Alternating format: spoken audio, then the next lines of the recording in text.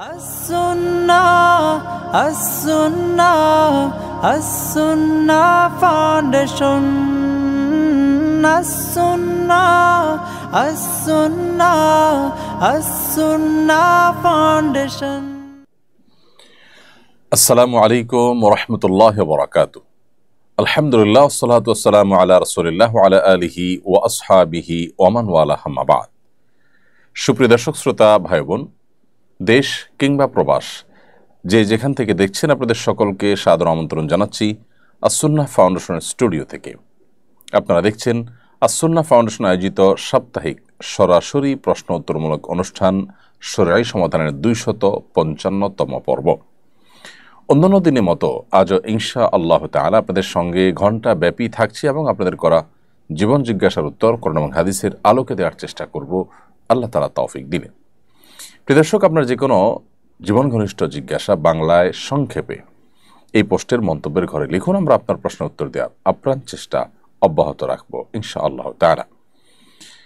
আপনাদের পছন্দের এবং আপনাদের ভালোবাসার এই অনুষ্ঠানটি আপনারা দেখতে পাচ্ছেন আমাদের ভেরিফাইড ফেসবুক পেজে, আমাদের ভেরিফাইড ইউটিউব চ্যানেলে, আস-সুন্নাহ ফাউন্ডেশনের ভেরিফাইড ফেসবুক পেজ এবং আমাদের অন্য পেজ ও চ্যানেলসমূহ একযোগে যে কোনো জায়গায় প্রশ্ন করলে ইনশাআল্লাহ আমরা আপনাদের প্রশ্নগুলোকে কালেক্ট করে উত্তর দেওয়ার চেষ্টা করব।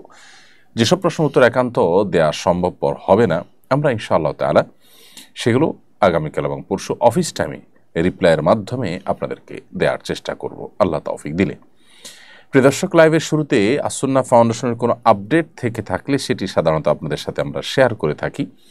তারই ধারাবাহিকতায় আমরা আজ আপনাদেরকে আমাদের দুটি বিষয়ের আপডেট শেয়ার করতে পারি।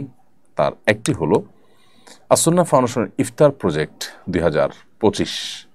এটার আওতায় ইতিমধ্যে আপনারা দেখেছেন 12,000 পরিবারের জন্য আমরা প্রায় 100 টনের মতো ইফতার সামগ্রী কিনে সেগুলো দেশের প্রত্যন্ত অঞ্চলে পাঠিয়ে দিয়েছি প্যাকেট করে। অভাবী দুস্থ রোজাদারদের বাসা বাড়িতে সেগুলো ইতিমধ্যে পৌঁছে দিতে শুরু করেছে। যদিও আমাদের লক্ষ্যমাত্রা এবছর 30,000 রোজাদার ফ্যামিলির কাছে ইফতার সামগ্রী পৌঁছে দেওয়া, কিন্তু এর জন্য পর্যাপ্ত তহবিল আমাদের কাছে নেই। খুবই সামান্য তহবিল নিয়ে আমরা কাজ শুরু করেছি। আমরা আশা করব যে আপনারা অন্যান্য বছরের মতো এবারও আমাদের ইফতার বিতরণ এই প্রজেক্টে শরিক হবেন, সামিল হবেন। সেই সাথে আমাদের ইফতার বিতরণ কার্যক্রমে আমরা আশা করব যে আপনারা আপনাদের যার যার জায়গা থেকে সাধ্য মোতাবেক ইফতার সামগ্রীও কিনে দিতে পারবেন। এবছর প্রথমবারের মতো আমরা ইফতার সামগ্রী গ্রহণ করছি আস-সুন্নাহ ফাউন্ডেশনের আফতাবনগর কার্যালয়ে। অফিস টাইমে আপনি আমাদের 6টি আইটেম যেগুলো আমরা বিতরণ করে থাকি, সেই 6 আইটেমের যে কোনোটির যে কোনো পরিমাণ আপনি ইফতার সামগ্রী কিনে পাঠাতে পারবেন। সেই 6 আইটেম হলো ছোলা, চিনি, খেজুর, সয়াবিন তেল, মুড়ি এবং সেই সাথে মসুর ডাল। এই 6 আইটেমের যে কোনো পরিমাণ আপনি চাইলে আমাদের কাছে পৌঁছে দিতে পারেন। আমরা ইনশাআল্লাহ সেগুলোকে প্যাকেট করে প্যাকেজের মাধ্যমে ইনশাআল্লাহ আমরা হকদারদের কাছে, রোজাদারদের কাছে, দুস্থদের কাছে পৌঁছে দেব। সেই সাথে আস-সুন্নাহ ফাউন্ডেশনের বন্যার যে পুনর্বাসন কার্যক্রম সেটা খুবই দ্রুততার সাথে এগিয়ে চলেছে। 1,500 ঘর নির্মাণ করার যে মহাকর্মযজ্ঞ সেটি আলহামদুলিল্লাহ বিরতিহীনভাবে চলছে। অনেকগুলো ঘর সম্পাদন হয়ে গেছে, করা শেষ হয়ে গেছে, আর বাকি ঘরগুলো আমরা ইনশাআল্লাহ কমপ্লিট করে তারপর ইনশাআল্লাহ আমাদের প্রজেক্ট সমাপ্ত ঘোষণা করব। আপনারা আমাদেরকে দোয়ার মাধ্যমে সহযোগিতা করবেন, দোয়ার মধ্যে আপনারা সামিল রাখবেন। রমাদানের বিশেষ করে শুরু থেকেই আপনাদের দোয়াগুলোতে আস-সুন্নাহ ফাউন্ডেশনকে সামিল রাখবেন এবং আপনাদের যাকাত, আপনাদের অন্যান্য অর্থ সহযোগিতা সেগুলো আস-সুন্নাহ ফাউন্ডেশনকে আপনারা যতটুকু সাধ্যে কুলায়, যতটুকু দেওয়ার সুযোগ থাকে ততটুকু আপনারা দিয়ে আমাদের কার্যক্রমকে বেগবান করতে সাহায্য করবেন।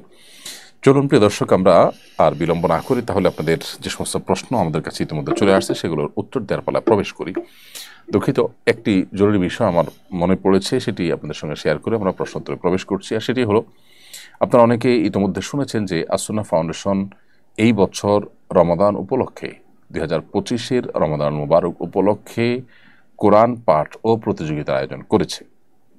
পুরো রমাদান ব্যাপী কোরআনের অর্থ সহ আপনি পড়বেন এবং রমাদান মাসের শেষ যে সপ্তাহ, সেই সপ্তাহের 26 কিংবা 27 রমাদানে বাদ ফজর ইনশা আল্লাহ তাআলা আমরা এই কোরআন কম্পিটিশন করব অনলাইনের মাধ্যমে। যথারীতি আমাদের নিজস্ব ওয়েবসাইটে ইনশাআল্লাহ পরীক্ষা নেওয়া হবে। আগে থেকে আপনি নিবন্ধন করে রাখতে পারেন ওয়েবসাইটে, পরীক্ষার আগ মুহূর্তেও করে ফেলতে পারেন iqa.com। এখানে মূলত আমাদের নিবন্ধন কার্যক্রম পরিচালনা হয়ে থাকে। শুধুমাত্র তর্জমা থেকে পরীক্ষা নেওয়া হবে ইনশাআল্লাহ, কোনো তাফসির থেকে পরীক্ষা নেওয়া হবে না, প্রশ্ন আসবে না। এবং এই পরীক্ষা যথাযথভাবে যদি আপনি দিতে পারেন ইনশাআল্লাহ বিদিনিল্লাহ আপনিও লক্ষ লক্ষ টাকা পুরস্কার বিজয়ীদের একজন হতে পারেন। 3 জনকে আমরা ওমরা সহ আরও বিভিন্ন রকমের আকর্ষণীয় পুরস্কার, ফ্যামিলি লাইব্রেরি, একটা বাসাকে যতগুলো ইসলামিক বইয়ের প্রয়োজন হয় 50,000 টাকার ইসলামিক বই কিনে সাজিয়ে দেওয়া সহ এরকম বিভিন্ন আকর্ষণীয় পুরস্কার ব্যবস্থা আমরা রেখেছি। তো আমি আশা করব যে আপনারা সেই প্রতিযোগিতায় নিজেরা সামিল হবেন, অন্যদেরকে সেখানে সামিল হতে উদ্বুদ্ধ করবেন। জাযাকুমুল্লাহু খায়রা। যে সমস্ত প্রশ্ন আমার কাছে ইতিমধ্যে চলে এসেছে এর মধ্যে বাশার মোল্লা, আপনার প্রশ্ন দেখতে পাচ্ছি আমি, আপনি লিখেছেন আমি গত বছরের মার্চ মাসে জার্মানে একটি মিনি সুপার মার্কেট খুলি, আগের তুলনায় পণ্য বেড়েছে, যাকাত দিতে হবে কিনা, কিভাবে হিসাব করব? ভাই বাশার মোল্লা, আপনি যে মিনি সুপার মার্কেট খুলেছেন প্রতিদিনই সেখানে মাল কিছু বিক্রি হয়, নতুন কিছু মাল ঢুকে, তো এগুলো প্রতিদিন হিসেব করার দরকার নেই, বরং বছর শেষে আপনি যখন যাকাতের হিসেব করবেন তখন আপনার স্টকে দোকানে যে পরিমাণ মাল আছে, দোকানে গোডাউনে সব মিলিয়ে যে পরিমাণ মাল আছে সেটার যে ভ্যালু, মার্কেট ভ্যালু, এটা বিক্রি করলে এখন কী দাম হবে সেটা হিসাব করে বের করে তার 2.5% যাকাত আপনি দিবেন। আমিনুল ইসলাম, আপনি লিখেছেন ডায়াবেটিস পরীক্ষার সময় সামান্য রক্ত বের করা হয়, রোজা অবস্থায় ডায়াবেটিস পরীক্ষা করা যাবে কি না? ভাই আমিনুল ইসলাম, ডায়াবেটিস পরীক্ষার সময় সামান্য যে সুইয়ের অগ্রভাগে যে পরিমাণ পানি থাকে ওই পরিমাণ রক্ত যে বের হয়, এর ফলশ্রুতিতে আপনার অজুও ভঙ্গ হবে না যদি এটা গড়িয়ে পড়ার মতো অতটুকু না হয়। আর যদি বড় এক ফোঁটা হয় যেটা আসলে গড়িয়ে পড়ার মতো হয় তাহলে সেক্ষেত্রে রোজা ভঙ্গ হবে। আর রোজা অবস্থাতে এই টেস্ট করলে রোজার কোনো ক্ষতি হবে না, কারণ শরীর থেকে 1, 2, 4, 10 ফোঁটা 20 ফোঁটা এরকম রক্ত পড়লে রোজার কোনো ক্ষতি হয় না। যদি এত বেশি রক্ত পড়ে যার ফলে আসলে রোজাদার ব্যক্তির জন্য রোজা রাখাটা চ্যালেঞ্জিং হয়ে যায়, দুর্বল হয়ে যায়, তাহলে সেটা অ্যাভয়েড করতে শরীয়ত নির্দেশ করেছে যদি সেটা অ্যাভয়েড করার মতো হয়। তবে আপনার 1 ফোঁটা 2 ফোঁটা রক্ত আপনি নিলেন অথবা 1 সিরিঞ্জ রক্তই নিলেন বা 2-4 সিরিঞ্জ রক্ত নিলেন যেটা আপনি ব্লাড টেস্ট ইত্যাদি করার জন্য, সেক্ষেত্রে এর কারণে রোজার কোনো ক্ষতি হবে না, রোজা রেখে এগুলো করা যাবে ইনশাআল্লাহ তাআলা। এরপরের প্রশ্ন হলো রমজান কবে থেকে শুরু হচ্ছে দয়া করে জানাবেন কি? প্রিয় দর্শক, রমাদান আমরা কবে থেকে ঠিক শুরু করতে যাচ্ছি সেটি এই মুহূর্তে বলা কিছুটা কঠিন, তবে আমরা কিছুটা ধারণা দিতে পারি। যেহেতু এটা চাঁদ ওঠার উপর নির্ভরশীল, নবী সাল্লাল্লাহু আলাইহি ওয়াসাল্লাম বলেছেন সুমুলিল ইয়াতি ও আফতিরুল ইয়াতি, তোমরা চাঁদ দেখে সিয়াম পালন করবে, চাঁদ দেখে ঈদ উদযাপন করবে, অতএব চাঁদ দেখার উপর এটি নির্ভরশীল। আজকে বাংলাদেশে 28 শাবান গত হয়েছে, বিধায় আজকে চাঁদ ওঠার কোনো সম্ভাবনা একেবারেই ছিল না। আগামীকাল অর্থাৎ শনিবার সন্ধ্যায় বাংলাদেশে আকাশে আমরা চাঁদ তালাশ করার চেষ্টা করব। আমি এই লাইভ অনুষ্ঠানের মাধ্যমে আপনাদের সবাইকে উদাত্ত আহ্বান রাখতে চাই, আমরা সবাই যার যার জায়গা থেকে চাঁদ তালাশ করার চেষ্টা করবো ইনশাআল্লাহ তাআলা। শনিবার সন্ধ্যায় সূর্যাস্তের সঙ্গে সঙ্গে বা সূর্যাস্তের ঠিক আগ মুহূর্তে থেকে আমরা পশ্চিম আকাশে চাঁদ তালাশ করবো ইনশাআল্লাহ। রমাদানের চাঁদ যদি আমরা দেখতে পাই ইনশাআল্লাহ তাহলে শনিবারই আমরা প্রথম তারাবি আদায় করব এবং শনিবার সন্ধ্যা থেকে রমাদান শুরু হয়ে যাবে এবং ভোর রাতে আমরা সাহরি করবো ইনশাআল্লাহ তাআলা। এর সম্ভাবনা যথেষ্ট প্রবল। আর যদি কোনো কারণে শনিবার সন্ধ্যায় চাঁদ দেখা প্রমাণিত না হয়, সাব্যস্ত না হয়, তাহলে নিশ্চিত আমরা রবিবার সন্ধ্যা থেকে রবিবার রাত থেকে আমরা তারাবি সালাত আদায় করবো ইনশাআল্লাহ তাআলা। আল্লাহ তাআলা আমাদেরকে রমাদানকে অর্থবহ এবং সার্থক করার মতো আমল দিয়ে সাজাবার তৌফিক দান করুন। রমাদানকে আল্লাহ তাআলা আমাদের জন্য বারাকা দিয়ে মাগফিরাত দিয়ে পরিপূর্ণ করে দিন। লিয়া আক্তার, আপনি লিখেছেন আমার স্বামী মারা যাওয়ার আগে নামাজ পড়তে চেয়েছিলেন, তিনি সিসিউতে ছিলেন, আমি নামাজ পড়াতে পারিনি, আমি কি গুনাহগার হব? বোন লিয়া আক্তার, আপনার স্বামী মৃত্যুর আগে যে নামাজ পড়তে চেয়েছেন, যেহেতু তিনি সিসিউতে ছিলেন, নামাজ পড়াবার মতো কোনো পরিবেশ পরিস্থিতি হয়তো ছিল না, সেটাই যদি হয়ে থাকে তাহলে আপনার এখানে কোনো দায় নেই। তবে অনেক সময় দেখা যায় আমাদের পেশেন্টদেরকে আমরা একটু কষ্ট করলে তাদেরকে সালাত আদায় করতে পারি। তাদের শরীরের বিভিন্ন জায়গায় সুই ফোড়ানো, বিভিন্ন রকমের তার ইত্যাদি লাগানো, পাইপ ইত্যাদি লাগানো, এরকম অবস্থাতেও তাদেরকে কিন্তু আমরা টেস্ট করার জন্য স্থানান্তর করি, মুভ করাই। নামাজের জন্য আমরা এটুকুন কষ্ট করতে অনেক সময় রাজি না। সেটা যদি হয়ে থাকে তাহলে সেটা তো অবশ্যই ভুল। কিন্তু আপনি যেটুকু বলেছেন তাতে যা বোঝাতে চেয়েছেন যে সিসিউদ্দিন নামাজ পড়ার মতো কোনো অবস্থাতে ছিলেন না, হয়তো সেন্সলেস ছিলেন বা কিছু, তাহলে সেক্ষেত্রে আপনার কোনো দায় সেখানে নেই ইনশাআল্লাহ তাআলা। সাম্প্রতিক আইনশৃঙ্খলা পরিস্থিতি অবনতির প্রেক্ষাপটে চোর ছিনতাইকারীদেরকে গণধোলাই দেওয়ার পক্ষে সোশ্যাল মিডিয়া বেশ হাইপ উঠেছে। অনেকে বর্তমানে এটাকে সমাধান ভাবছেন। এ বিষয়ে শরীয়তের নির্দেশনা কি? দেখুন, দুর্ভাগ্যজনক বাস্তবতা যে আমাদের দেশে আইনশৃঙ্খলা পরিস্থিতি বেশ খানিকটাই শুধু নয়, বেশ খানিকটাই অবনতি হয়েছে এবং জনমনে বেশ কিছুটা আতঙ্ক তৈরি হয়েছে। এর কিছু তো বাস্তব ঘটনা যেমন আছে, আবার কিছুটা আতঙ্ক সৃষ্টি করার একটা অপপ্রয়াসও আছে, সেটিও কিন্তু বোঝা যায়। ব্যাপার যাই ঘটুক না কেন, যে কিছু কিছু ঘটনা ঘটছে এবং চুরি ডাকাতি বেড়েছে, এটা তো ওপেন সিক্রেট, আমরা সবাই জানি। তো এই পরিস্থিতিতে থামাবার উপায়টা কি? দেখুন, যারা বলছেন যে চোর ছিনতাইকারী ধরেই গণধোলাই দিতে হবে, তাদের সাথে আমি বিনয়ের সাথে ভিন্নমত পোষণ করছি। সন্দেহাতীতভাবে চুরি ছিনতাইতে যারা লিপ্ত তাদেরকে ধরবার জন্য এলাকায় এলাকায় বিভিন্ন টিম করে করে মানুষ পাহারাদারি করা উচিত এবং ধরার সাথে সাথে তাদেরকে আইনশৃঙ্খলা রক্ষাকারী বাহিনীর হাতে সোপর্দ করা উচিত। খুবই যৌক্তিক একটা প্রশ্ন উঠে আসবে এখন, যে আইনশৃঙ্খলা রক্ষাকারী বাহিনীর হাতে ছেড়ে দিলে তারা আবার ছেড়ে দিবে।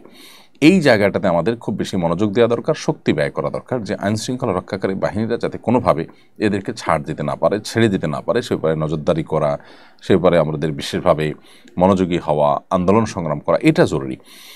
আমরা যদি আইন হাতে তুলে নেই তাহলে সেক্ষেত্রে অনেক নিরীহ মানুষ মারা যাবে এবং একটা মানুষ দেখা যাবে যে একটা অপরাধ করেছে, সে অপরাধে তার আসলে জীবন নিয়ে ফেলা মতো অপরাধ সে করেনি, কিন্তু সেটাও হয়ে যাবে এবং এইটাকে কেন্দ্র করে মানুষ যার যার শত্রুতা উদ্ধার করা শুরু করবে। ইতিপূর্বে যখন এরকম ঘটনা ঘটেছে, আইন হাতে নেওয়ার যদি কোনো সুফল আপনি দেখেনও, তার কুফল কিন্তু অনেক বেশি। বিধায় একটা সমাজে গৃহযুদ্ধ অথবা একটা সমাজে অস্থিতিশীল একটা পরিস্থিতি এটা তৈরি হোক, এটা যদি আমরা না চাই, তাহলে সেক্ষেত্রে আইন হাতে তুলে নেওয়ার পক্ষে আমরা অনুগ্রহ করে কোনো ক্যাম্পেইন করব না, বরং আইন হাতে তুলে নেওয়ার জন্য যে শক্তিটা আমরা ক্ষয় করব, ওই শক্তি প্রয়োজনে আইনশৃঙ্খলা কেন বাস্তবায়ন করা হচ্ছে না সরকারের বিরুদ্ধে আমরা আওয়াজ তুলতে পারি, চাপ সৃষ্টি করতে পারি এবং নিজেরা আমরা পাহারাদারি করতে পারি। দেশের জনগণ বিভিন্ন প্রান্তে প্রান্তে এলাকা এলাকায় যদি নিজেরা দায়িত্বশীল ভূমিকা পালন করেন, তাহলে সেক্ষেত্রে এটা কিছুটা হলেও কমিয়ে আনা সম্ভব। আল্লাহ তাআলা আমাদেরকে নিরাপদ একটি আবাসভূমি দান করুন, আমাদের প্রিয় স্বদেশকে সকল অশান্তি, সকল অপরাধ কর্ম, সকল অস্থিতিশীলতা, এগুলো থেকে আল্লাহ তাআলা হেফাজতে রাখুন।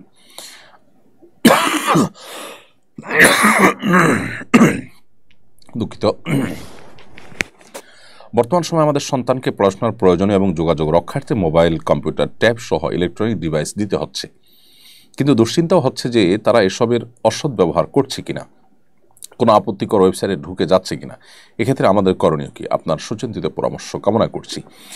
দেখুন, সন্তানদেরকে পড়াশোনার প্রয়োজনে আমাদেরকে যে বিভিন্ন ডিভাইস দিতেই হয়, এই ডিভাইসগুলোতে বিভিন্ন অ্যাপস হয়ে তারা নানা অনভিপ্রেত ভিডিও বা ছবি এগুলো দেখে তারা বিপদগামিতার পথে চলে যাওয়ার আশঙ্কা সমূহ এবং জোরালো।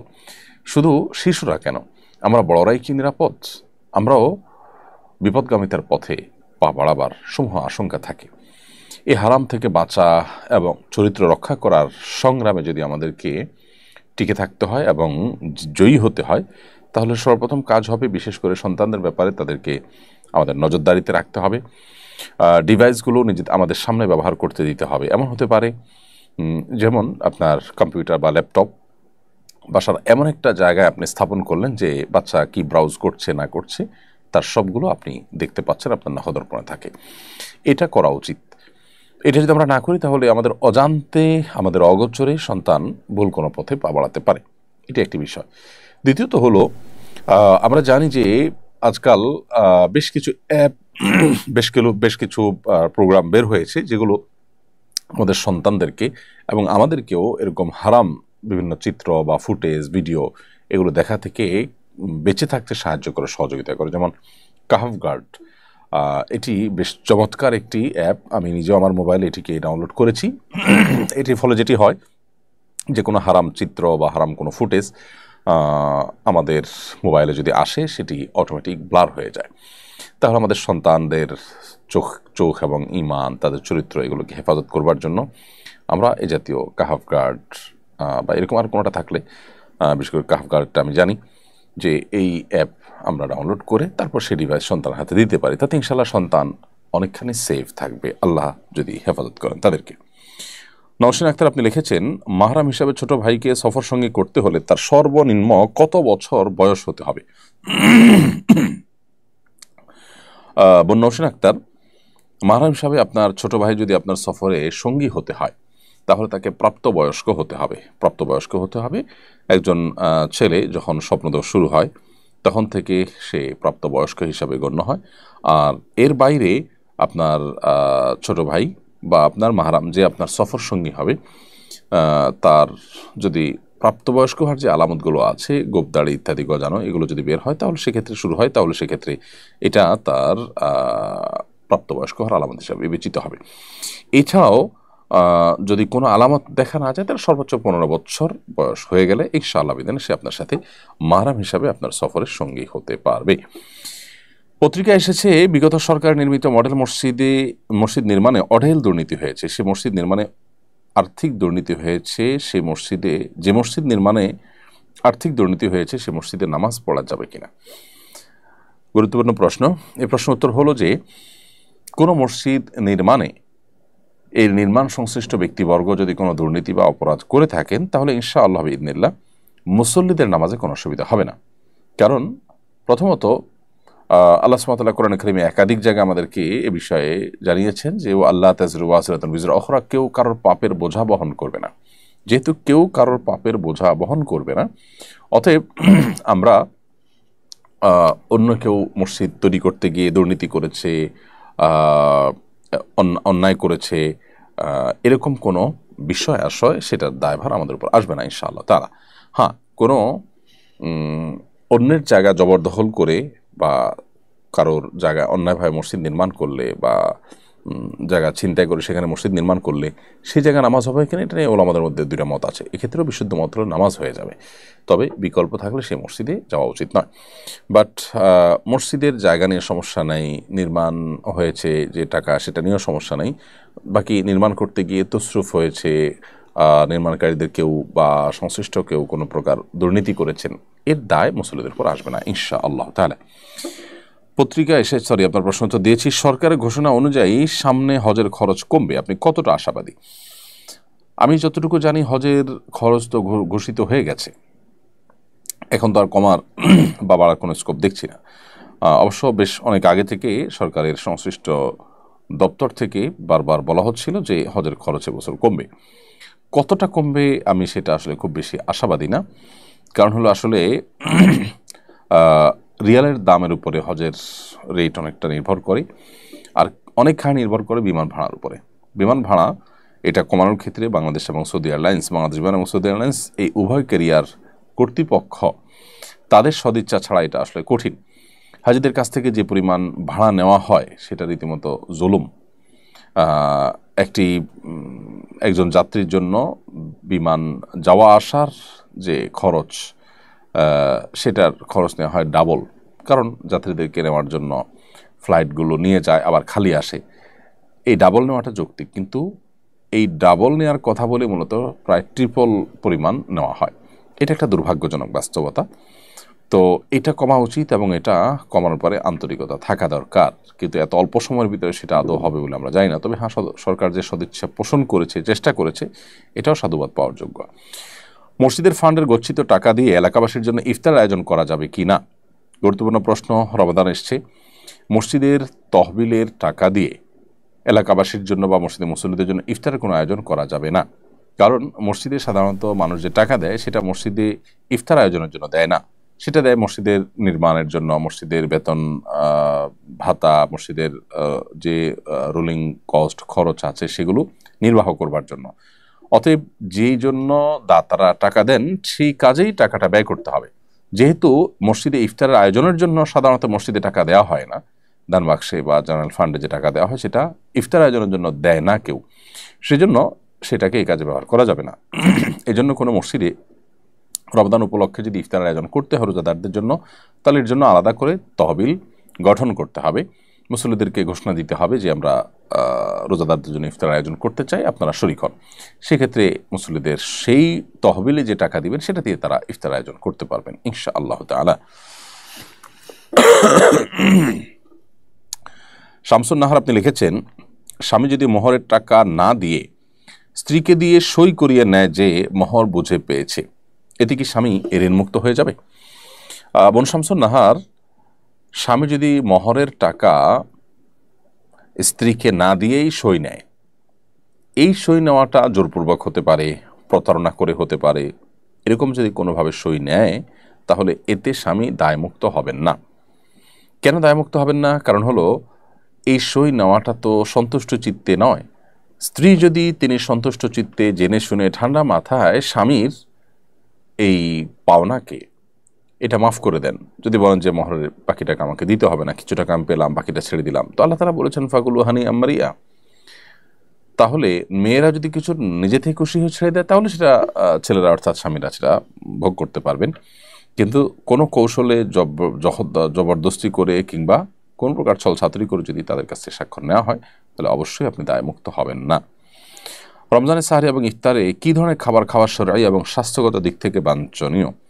স্বাস্থ্যগত দিক থেকে আমাদের সাহরি এবং ইফতারিতে কী ধরনের খাবার থাকা দরকার সেটা অবশ্য স্বাস্থ্য বিশেষজ্ঞগণ খুব ভালো বলতে পারবেন। তবে আমরা সবাই কমন কিছু বিষয় জানি, তার মধ্যে থেকে একটা হলো যে ইফতারিতে খুব বেশি ভাজা পোড়া এটা আমাদের স্বাস্থ্যের জন্য মোটেও ভালো নয়, এবং এটার কারণে অনেক অস্বস্তিতে আমরা ভুগতে হয়। এর কারণে আমাদের তারাবি, আমাদের রাতভর জেগে ইবাদত বন্দেগী, অন্যান্য এক আমল করে, এমনকি দিনের বেলা রোজা রাখাটা অনেক সময় কষ্টকর হয়ে যায়।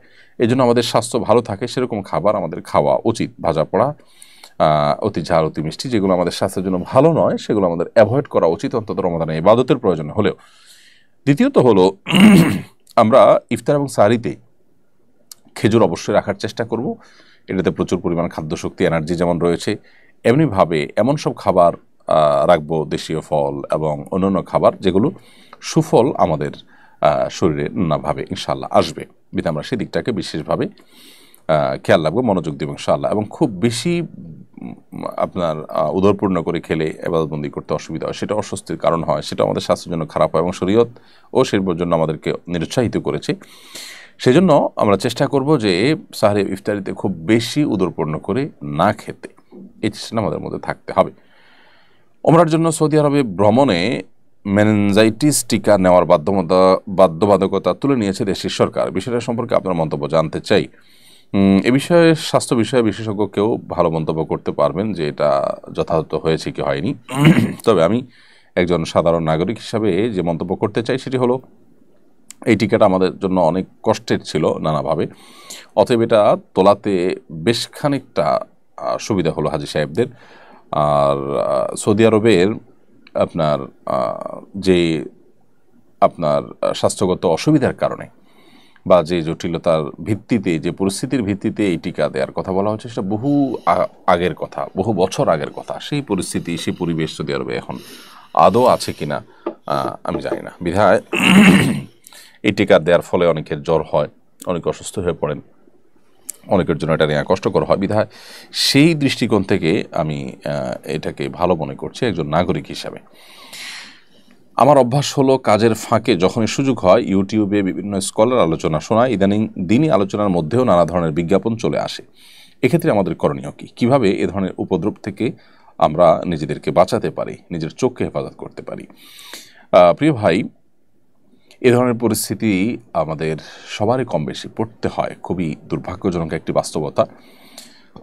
আজকাল ফেসবুক, ইউটিউব সহ এমনকি অনলাইনে বিভিন্ন ব্রাউজারে আমাদেরকে সার্চ করতে হয়, আমাদের ব্রাউজ করতে হয়, অনেক কিছু আমাদেরকে খুঁজতে হয়, রিড করতে হয়, স্টাডি করতে হয়। এগুলো করতে গিয়ে আমরা যেমন উপকারী নলেজ অর্জন করছি, সেই সাথে অনেক হারাম দৃশ্য আমাদের চোখের সামনে চলে আসে। আমরা অনবরত গুনাহে লিপ্ত হয়ে যাচ্ছি, আমাদের ঈমান দুর্বল হচ্ছে, আমরা নানান দিক থেকে পিছিয়ে পড়ছি একজন মুসলমান হিসেবে। এই যে আমাদের তাকওয়া এবং ঈমানের ঘাটতি আসছে, দুর্বলতা আসছে, চরিত্র নষ্ট হচ্ছে, এটা থেকে বেঁচে থাকাটা খুবই গুরুত্বপূর্ণ বিষয়। জান্নাতুল ফেরদাউসের অধিকারীদেরকে আল্লাহ রাব্বুল আলামিন তাদের বৈশিষ্ট্য বলেছেন, ওয়াল্লাযীনা হুম লিফুরুজিহিম হাফিজুন, যারা তাদের ইজ্জত, সম্ভ্রম, চরিত্রকে হেফাজত করতে পেরেছে। তো আমরা তো সেটা সোশ্যাল মিডিয়ার এই যুগে বিশেষ করে এ জাতীয় হারাম বিজ্ঞাপন ইত্যাদি যেখানে অহরহ আসছে, কোনো ভিডিও দেখতে গেলে বিশেষ করে যে হারাম বিজ্ঞাপনগুলো আসে সেটা থেকে আমরা আত্মরক্ষার কোনো উপায় পাচ্ছি না। এবং ইদানিং যেটা হয়েছে যে কোনো চ্যানেলে মনিটাইজেশন অন করা না থাকলেও সেখানে বিজ্ঞাপন আসে। অর্থাৎ আপনি কোনো চ্যানেলের মালিক, আপনি কোনো ভালো ভিডিও আপলোড করবেন, সেখানে আপনি মনিটাইজেশন করে পয়সা উপার্জন করবেন না, তারপরও সেখানে বিজ্ঞাপন আসবে। অর্থাৎ একরকম বাধ্যতামূলক করে দেওয়া হয়েছে যে আমরা ভিডিও দেখব আর বিজ্ঞাপন দেখব না, এমনটি হতে পারে না। তো এইরকম পরিস্থিতিতে মাহফিল অ্যাপ, একটা অ্যাপ আছে বেশ ভালো, আমি ব্যক্তিগতভাবে জানি, চিনি, এবং আলহামদুলিল্লাহ এটা যারা করেছেন তারা বেশ চমৎকার করে করেছেন। এই মাহফিল অ্যাপটি ব্যবহার করা যেতে পারে। এই মাহফিল অ্যাপের সুবিধা হলো যে এখানে বড় বড় স্কলার, বড় আলেমদের ভিডিও আপলোড করা হয়, আমার ভিডিওগুলো সেখানে আপনি পাবেন। তো মাহফিল অ্যাপে গিয়ে যদি আপনি ভিডিওগুলো দেখেন তাহলে ইনশাআল্লাহ বিদিনিল্লাহ আপনি হারাম অ্যাড মুক্তভাবে ভিডিওগুলো দেখতে পারবেন। তো আমি আপনাকে পরামর্শ দিব যে মাহফিল অ্যাপের মধ্যে প্রবেশ করে আপনি আলেমুল আমাদের বক্তব্য, ওয়াজ নসিহত এগুলো শুনুন। ইনশাআল্লাহ আশা করা যায় যে হারাম থেকে বেঁচে থাকতে পারবেন। হজ এজেন্সি অ্যাসোসিয়েশন নির্বাচনের একজন প্রার্থী কিছুদিন আগে বলেছেন তিনি নির্বাচিত হলে হজযাত্রী প্রতি 30,000 টাকা অতিরিক্ত নিয়ে এজেন্সিগুলোর মধ্যে ভাগ করে দেবেন। এই অভিপ্রায় শরীয়তের দৃষ্টিকোণ থেকে সঙ্গত কিনা? শরীয়তের দৃষ্টিকোণ থেকে সঙ্গত হওয়ার তো প্রশ্নই ওঠে না। কোনো দৃষ্টিকোণ থেকে এটা সঙ্গত হওয়ার কোনো কারণ থাকতে পারে না। হজযাত্রীদের হজের খরচ বাড়িয়ে সেটা নেতারা ভাগ করে নেবেন, এটা তো খুল্লম খোলা ডাকাতি বলা যেতে পারে। এ ধরনের ডাকাতির ঘোষণা যদি কেউ দিয়ে থাকেন, আমিও দেখেছি সোশ্যাল মিডিয়াতে বিভিন্ন পত্রপত্রিকাতে উঠে এসেছে, এরকমটি যদি সত্য হয়ে থাকে এবং কেউ যদি এরকমটি বলে থাকেন তাহলে তাকে তো আইনের আওতায় আনা উচিত। এরকম ব্যক্তিকে নির্বাচিত করা তো অনেক পরের কথা। এ ধরনের গর্হিত কথা যদি কেউ বলে থাকে তাহলে তাকে রীতিমতো আইনের আওতায় আনা উচিত, কারণ তিনি ডাকাতি করার ঘোষণা দিয়েছেন। এমনিতে আমাদের দেশে হাজী সাহেবদের উপরে যে পরিমাণ জুলুম করা হয়ে থাকে, বিমান ভাড়া 3 গুণ পর্যন্ত নেওয়া হয়ে থাকে, এবং আরও নানাবিধভাবে হাজী সাহেবদের হজ করাকে কঠিনতর করা হয়েছে। যেখানে বাংলাদেশে প্রতি বছর হজে যাওয়ার জন্য মানুষ সিরিয়াল ধরে বসে থাকতে হতো, রেজিস্ট্রেশন করতে হতো, সেখানে এখন সৌদি গভর্নমেন্ট আমাদেরকে যে কোটা দেয় সে কোটাটা পর্যন্ত পূরণ হয় না।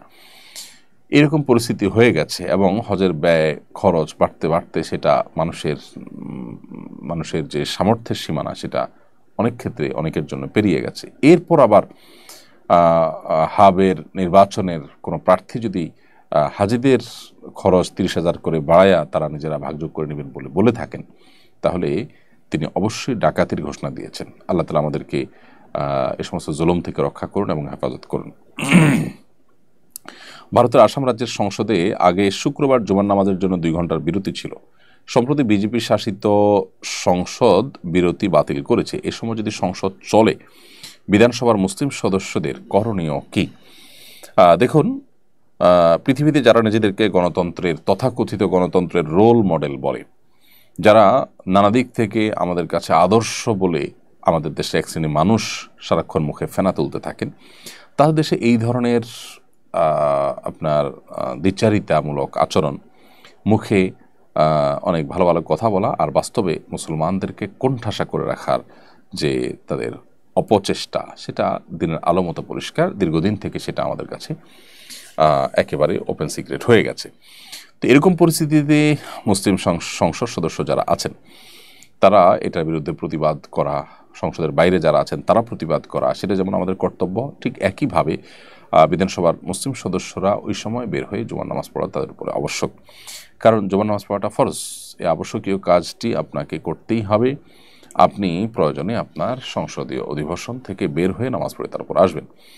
কারণ ফরজ নামাজ বাদ দিয়ে করা যায় এমন কোনো কাজ পৃথিবীতে নেই। আল্লাহ তাআলা ইসলামে এমন কিছু রাখেন নাই যে ফরজ নামাজ বাদ দিয়ে সেটা করা যায়, বিধায় ফরজ আমাদেরকে পড়তে হবে। তাছাড়া সংসদে আমরা অনুপস্থিত থাকতে পারি, সেই সিস্টেম বা সেই সুযোগ, সে আইনও আছে। সংসদে অনুপস্থিত থাকলে 2-4 ঘন্টার জন্য গেলে যে সংসদ সদস্যপদ বাতিল হবে এমনও তো কথা নেই, তাহলে নামাজ পড়তে অসুবিধাটা কোথায়? আর যদি আল্লাহ না করুক বাতিল হয়ও, সেরকম সিস্টেমও যদি কোনো জায়গায় থাকে, সেরকম জুলুমও যদি কোথাও থাকে, তারপর আমাকে নামাজ পড়তে হবে, নামাজ ছাড়া যাবে না। এরপরে আফিয়াত আসনাত এআইডি থেকে আপনি লিখেছেন, রমজানে মৃত ব্যক্তির জন্য কিভাবে দোয়া করব, কোনো খতম বা এই ধরনের কিছু করা জায়েজ আছে কিনা। খুবই প্রাসঙ্গিক একটি প্রশ্ন করেছেন আমাদের এক বোন। রমজানে মৃত ব্যক্তির জন্য আমরা দোয়া করতে চাই, বিশেষ করে রমজান উপলক্ষে আমাদের মৃত মা বাবা তাদের পক্ষ থেকে, আমাদের প্রিয়জনদের পক্ষ থেকে কিছু করার তাগাদা আমরা অনুভব করি। এক্ষেত্রে দোয়ার ক্ষেত্রে যেটি হবে যে আমরা নিজেরা আল্লাহর কাছে তাদের হয়ে তাদের জন্য মাগফিরাত কামনা করব, দুহাত তুলে দোয়া করব, চোখের পানি ফেলবো, অন্যদেরকে দিয়ে দোয়া করাবো বা অন্যদের কাছে দোয়া চাইবো তাদের জন্য, এটি হতে পারে। দ্বিতীয়ত তাদের তরফ থেকে আমরা দান সাদাকা করব। মৃত ব্যক্তির জন্য যে সমস্ত বিষয়গুলো করা যায়, তাদের পক্ষ থেকে উমরা করা যায়, হজ করা যায়, দান সাদাকা করা যায়, কোনো ব্যক্তিকে আপনার খাদ্য দেওয়া যায়, আল্লাহর কাছে দোয়া করা যায়। অনেকগুলো আমাদের মতে আপনি কোরআন কারীমের তেলাওয়াত পড়ে যদি বলেন যে আল্লাহ এর সবটা আমি তাকে দিতে চাই, সেটা অনেকের মতে দেওয়া যায়। এই যে ব্যাপারগুলো যেগুলো মৃত ব্যক্তির তরফ থেকে করা যায় সেগুলো আপনি করবেন। এর বাইরে খতম করার একটা প্রচলন আমাদের সমাজে আছে যে রমজান উপলক্ষে আমাদের মৃত ব্যক্তির তরফ থেকে খতম করাই। আসলে লোকজন ভাড়া এনে টাকা পয়সা দিয়ে খতম করালে সওয়াব তো হবেই না, বরং গুনাহ হবে। কারণ খতম কোরআন কারীম তেলাওয়াত পড়ে শেষ করা বা তেলাওয়াত করা এটা একটা ইবাদত, এটার বিনিময় দেওয়া এবং নেওয়া জায়েজ নাই, বিধায় এটা চলবে না। হ্যাঁ, আপনারা পরিবারের সদস্যরা কেউ কোনো অংশ তেলাওয়াত করলেন, করে এটার সওয়াব যেন আল্লাহ তাকে দেন সেই হিসাবে আপনি নিয়ত করলেন, বাস এটা হতে পারে। এবং আপনারা নিজেরা ভাগযোগ করে নিলেন, পুরো 30 পারা কোরআন নিজেরা ভাই বোন বা আত্মীয় স্বজনরা ভাগ করে নিলেন এবং সবাই যে যেটুকু পড়লেন এটার সব যেন আল্লাহ তাআলা তাকে পৌঁছে দেন সেজন্য দোয়া করি। এটা হতে পারে অনেক ইমামদের মধ্যে সেটির সুযোগ রয়েছে। এক কথিত কবি নবীজির শানে অশালীন শব্দ ব্যবহার করার কারণে তোলপাড় সৃষ্টি হয়েছে। এর জের না কাটতেই আরেকজন যিনি পাঠ্যপুস্তক পরিমার্জন কমিটিতেও আছেন এর চেয়ে জঘন্য উচ্চারণ করেছেন আল্লাহর নামে। এর কারণ কি বলে মনে করেন? এই ধরনের কর্মকাণ্ড প্রতিরোধের উপায় কি? দেখুন, আমাদের এই সমাজে মুসলমানরা উভয় সমস্যার মধ্যে মূলত নিপতিত। এক শ্রেণীর দুষ্ট লোক যারা এদেশের ভালো চায় না, যারা ভিনদেশীদের চর হিসাবে কাজ করে এখানে, তারা মুসলমানদের বিরুদ্ধে বিষোদ্গার করে আল্লাহ এবং তার রাসূল সম্পর্কে নানা সময় নানা কটূক্তি করে মুসলমানদেরকে ইমানি পরীক্ষার মধ্যে ফেলে দেয়। ইমানের দাবি পূরণ করতে গিয়ে মুসলমানরা যখন রিয়্যাক্ট করতে যায়, কথা বলতে যায়, তখন তারা বিদেশিদের কাছে এখানে মুসলমানদেরকে ভিলেন করে দেখাবার চেষ্টা করে। তো এই সমস্ত ক্ষেত্রে খুবই ট্যাকফুলি আমাদের কাজ করতে হবে, খুবই সচেতনতার সাথে কাজ করতে হবে। সেই সাথে সরকারে যারা থাকেন তাদের কর্তব্য হলো এ ধরনের অস্থিতিশীলতা সৃষ্টিকারী যারা আছে তাদেরকে কঠোর হস্তে দমন করা, যাতে করে কেউ মুসলমানদের এ ধরনের অনুভূতি নিয়ে খেলা করার সুযোগ না পায়। সেটা যদি তারা করেন তাহলে সেক্ষেত্রে মুসলমানদের আর রিয়্যাক্ট করার প্রয়োজন হয় না এবং সেটাকে নিয়ে তারা বাজেভাবে পৃথিবীর অন্যান্য শক্তিশালী দেশগুলোর কাছে তুলে ধরার মতো স্কোপও তারা আর পায় না। তো আমি আশা করব যে সংশ্লিষ্ট দায়িত্বশীল যারা আছেন সরকারের, তারা এই সমস্ত ক্ষেত্রে দায়িত্বশীলতার পরিচয় দিবেন। প্রিয় দর্শক, দেখতে দেখতে আমার অনুষ্ঠানের ঠিক মাঝামাঝি অংশ পেরিয়ে গেছি ইতিমধ্যে। ইনশাআল্লাহ বিদিল্লাহ ছোট্ট একটি বিরতির পর আপনাদের কাছে আবার ফিরে আসবো শেষ আমাদের অনুষ্ঠানে। আমি আশা করছি সে পর্যন্ত আমাদের সঙ্গেই থাকবেন ইনশাআল্লাহ তাআলা। কুরআন মানব জাতির মুক্তির সনদ, কুরআন আমাদের গাইডবুক। অথচ সমাজের খুব কম মানুষই কোরআন বোঝেন বা বোঝার চেষ্টা করেন। বছর জুড়ে কোরআন চর্চার লক্ষ্যে শুরু হলো আস-সুন্নাহ ফাউন্ডেশনের যাবৎকালের সর্ববৃহৎ প্রতিযোগিতা কোরআন বর্ষ। 2024 রমজান থেকে 2025 রমজান পর্যন্ত 6 ধাপে অনুষ্ঠিত হতে যাচ্ছে আল কুরআনুল কারীম পাঠ ও প্রতিযোগিতা। বিজয়ীদের জন্য থাকছে 3টি উমরা, 1টি কম্পিউটার, 5টি ব্যক্তিগত লাইব্রেরি, 6টি কিন্ডেল রিডার সহ 15 লক্ষ টাকার মূল্যবান সব পুরস্কার। আল্লাহ সুবহানাহু ওয়া তাআলা আমাদেরকে ভালো কাজে একে অন্যের সঙ্গে প্রতিযোগিতায় অবতীর্ণ হওয়ার নির্দেশ করেছেন। সুতরাং আসুন কোরআন চর্চার এই মহা আয়োজনে, কোরআনের এই বিশাল প্রতিযোগিতায় সামিল হয়ে নিজেদেরকে কোরআনের জ্ঞানে সমৃদ্ধ করি, জীবনকে করি কোরআনময়। পার্থিব সমস্ত মহামূল্যবান পুরস্কার জেতার পাশাপাশি আল্লাহ সুবহানাহু ওয়া তাআলার কাছ থেকে অফুরন্ত বিনিময় লাভের এই সুযোগটি যেন আমাদের কারোর হাতছাড়া না হয়। তাহলে আর দেরি নয়, শুরু করুন এখনই কোরআন বর্ষ, বছরব্যাপী কোরআন চর্চার এক অনন্য আয়োজন। আস-সুন্নাহ ফাউন্ডেশন, উম্মার স্বার্থে। বিরতির পর আবার আপনাদেরকে স্বাগতম জানাচ্ছি। আপনারা দেখছেন আস-সুন্নাহ ফাউন্ডেশন আয়োজিত সাপ্তাহিক সরাসরি প্রশ্ন উত্তরমূলক অনুষ্ঠান শরঈ সমাধানের 255তম পর্ব। বিরতির আগে আমরা অনেকগুলো প্রশ্ন উত্তর দিয়েছি বিভিন্ন বিষয়ে, আলহামদুলিল্লাহ। বিরতির পরে আমি দেখতে পাচ্ছি অনেক ভাই বোন প্রশ্ন করেছেন। ফারজান আঞ্জুম আপনি লিখেছেন, বিশ্ববিদ্যালয়ের ক্যাম্পাসে ছেলে মেয়ে একত্রে ইফতার করে, এ ব্যাপারে শরীয়তের বিধান জানাবেন। বোন ফারজান আঞ্জুম, বিশ্ববিদ্যালয়ের ক্যাম্পাসে হোক কিংবা কোনো ক্যান্টিনে হোক বা অন্য কোনো সাধারণ জায়গায় হোক, ছেলে এবং মেয়ে, নারী এবং পুরুষ একত্রে বসে যদি ইফতার করেন, তারা যদি গায়রে মাহরাম হয়ে থাকেন, তাহলে সেটি একটি নাজায়েজ এবং গুনাহের কাজ। কারণ একত্রে একই টেবিলে চেয়ারে শেয়ার করে তারা বসে পাশাপাশি ইফতার যদি করেন, তাহলে সেক্ষেত্রে শরীয়তের পর্দার বিধানকে তারা লঙ্ঘন করছেন। যেখানে নামাজের মতো ইবাদত করতে গিয়েও আল্লাহ রাব্বুল আলামিন নারীদের কাতারকে পুরুষদের কাতারের চাইতে ভিন্ন রাখতে বলেছেন, শেষের দিকে রাখতে বলেছেন, সেখানে আপনি যদি কোনো আয়োজনে, কোনো ইফতার পার্টিতে একাকার করে ফেলেন, তাহলে সন্দেহভাবে সেটি গুনাহের কথা। এখানে যারা আয়োজক হবেন, যারা এখানে সামিল হবেন, তারা অবশ্যই গুনাহগার। তবে হ্যাঁ, আপনি নিজেকে যদি সেখান থেকে রক্ষা করে ওই আয়োজনের মধ্যে আপনি নিজেকে সেভ করে আলাদা করে ইফতার করে চলে আসেন, তাহলে সেক্ষেত্রে আপনার জন্য সেটা নাজায়েজ না হতে পারে। কিন্তু আয়োজক এবং এই ঢলাঢলিকে যারা সাপোর্ট করেন, সমর্থন করেন বা যাদের সাথে সামিল হয়েছেন, তারা অবশ্যই গুনাহগার হবে। কেন শরিয়াত পর্দার এই বিধানের কথা বলে, কেন আল্লাহ রাব্বুল আলামিন এই নির্দেশ দিয়েছেন আমাদেরকে, সেটা আমরা হাড়ে হাড়ে টের পাচ্ছি আমাদের সমাজে নানা অস্থিরতার যে সংবাদ আছে সেগুলোর মধ্য দিয়ে। বিধায় এই সমস্ত ক্ষেত্রে আমাদের সতর্ক থাকতে হবে এবং কোনোভাবেই তথাকথিত আধুনিকতার নামে, তথাকথিত মুক্তমনা হওয়ার নামে আমরা আল্লাহর সীমানা ছাড়ানোর যে আপনার দুঃসাহস, সেটা আমরা করতে যাব না। আল্লাহ আমাদেরকে তৌফিক দান করুন এবং বিশ্ববিদ্যালয় ক্যাম্পাস সহ অন্য যে কোনো জায়গায় যদি কোনো ইফতার আয়োজনে নারী পুরুষ একসাথে থাকেই, তাহলে নারীদের জন্য আলাদা আয়োজন থাকবে, পুরুষদের জন্য আলাদা আয়োজন থাকবে। প্রয়োজনে তারা ভিন্ন কোনো হলরুমে থাকবেন, পুরুষ আরেকটা হলরুমে থাকবেন বা পার্টিশন থাকবে। যে কোনোভাবে পর্দা বিষয়টাকে নিশ্চিত করতে হবে। আর না হলে করছেন ইফতারের আয়োজন, একটা ইবাদত, কিন্তু সেই ইবাদতটা যদি আপনি মন মতো করেন, আল্লাহর বিধানকে লঙ্ঘন করে করেন, তাহলে সেই ইবাদত হবে না, সেটা বরং গুনাহে পর্যবসিত হতে পারে। এরপরে প্রশ্ন হলো, আজকাল সাহারি পার্টির প্রচলন বেশ জোরে সোরে শুরু হয়েছে, এ বিষয়ে শরিয়াত দৃষ্টিকোণ জানাবেন কি? দেখুন, বেশ কয়েক বছর ধরে আমাদের এক শ্রেণীর তরুণদের মধ্যে বিশেষ করে সাহারি পার্টি করার একটা প্রবণতা আমরা দেখতে পাচ্ছি। তারা ভোর রাতে বিভিন্ন রেস্টুরেন্টে একত্র হন এবং সেখানেও নারী পুরুষ এবং ছেলেমেয়েরা তারা একত্র হয়ে বসে খাবার দাবার গ্রহণ করেন। ছেলেমেয়ে যদি একত্র হয়ে বসে তারা টেবিলে খাবার দাবার গ্রহণ করেন, নারী পুরুষ যারা গায়রে মাহরাম এরকম মানুষজন যদি তারা একত্র হয়ে খাবার দাবার গ্রহণ করেন, সেটা তো এমনিতেই নাজায়েজ, কারণ সেটি পর্দার বিধানকে লঙ্ঘন করা হচ্ছে। আল্লাহর বিধানকে লঙ্ঘন করে আমরা কোনো কল্যাণ আর সাধন করতে পারবো না। এই জন্য এই হারাম কাজ থেকে আমাদেরকে বেঁচে থাকতে হবে। আল্লাহর ভয় যদি আমরা মুসলিম হয়ে থাকি, আল্লাহর সামনে দাঁড়াতে হবে, সেই জবাবদিহিতার বোধ থেকে আমাদেরকে অবশ্যই গুনাহ ছাড়তে হবে।